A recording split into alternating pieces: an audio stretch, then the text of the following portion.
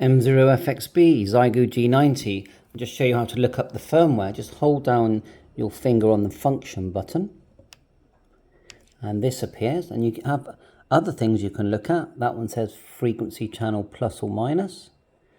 Next is pre and attenuator, split, 80% LCD, auxiliary in volume, auxiliary out volume, RCLK tune, ham bands.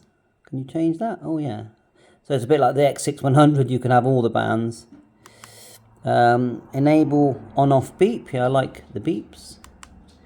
And then when we put it onto the very last screen, we're going to see our firmware.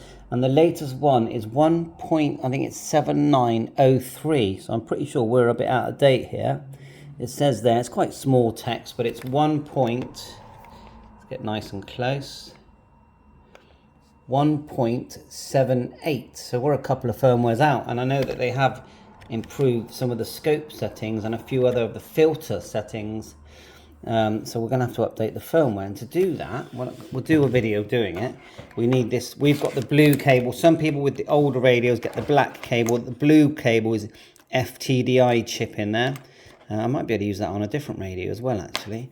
And so to update the head firmware, because it is 2 firmware updates, you plug it into the bottom one here. It's bottom plug. I can zoom in. That's because it creates a COM port on your PC. And on the back, the cable will plug into this COM port, again giving you a COM. But we'll do a full video on upgrading the firmware. What's my impressions of this radio? Very impressed, actually. Really feels like good quality.